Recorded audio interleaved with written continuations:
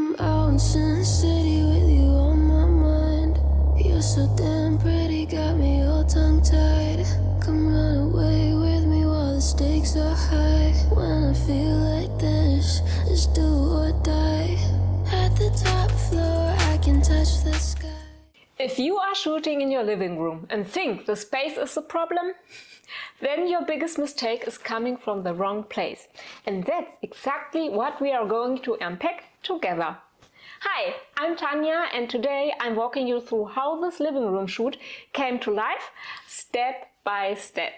Lots of people think they need more space, more tech or a studio, but what's really missing most of the time is clarity in how we make decisions.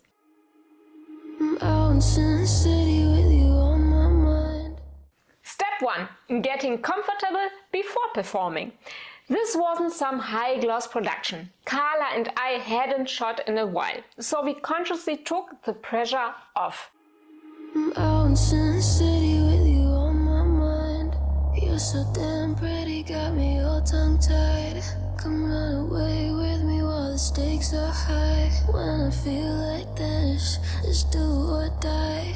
At the top floor, I can touch the sky. Take my hand.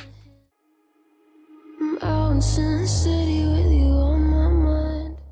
I'm working with one big soft light here. A Godox AD200 Pro, unpaid recommendation by the way, with a 1.6 meter wide reflective umbrella with a diffusion layer.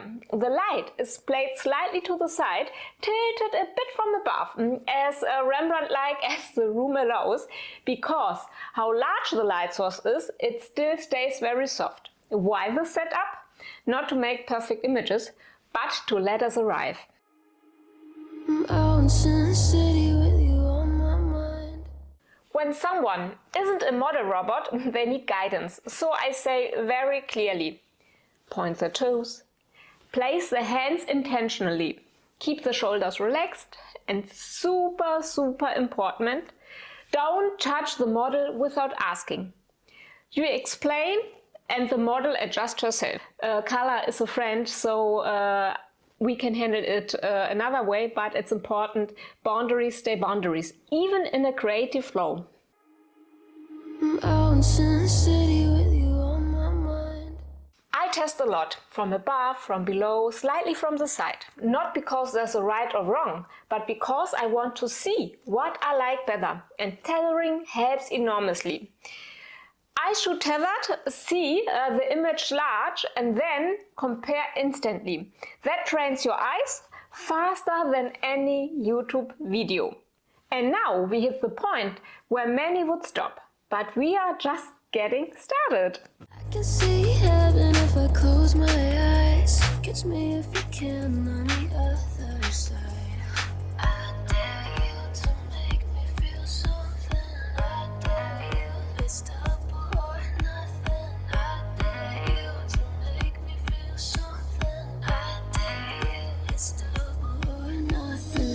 I'm on the edge, don't bring me down. When I'm with you, I don't touch the ground. There's luck in the air, feel it all around. I've been talking to God, he said he's with me now.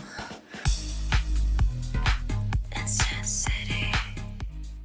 If this relaxed start has helped you, I would love a like or a subscribe, because now we are taking it one step further. Out in Sin City with you on my mind. Step 2. Seasoning the light, not destroying it.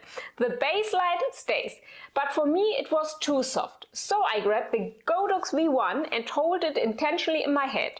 Why handheld? I fire it from the front, slightly from above. That creates small clean shadows under the nose, under the chin. But nothing slip-offs to the side. No chaos on the background. More punch without losing the calm. If you put the Godox V1 on the camera and then turn the camera in the portrait mode, it comes from the side, and so you get a shadow to the other side down. And now the posing, it's getting much bolder. Now the poses can be bigger. It's important. Hips out, arms active, triangles, curves and tension.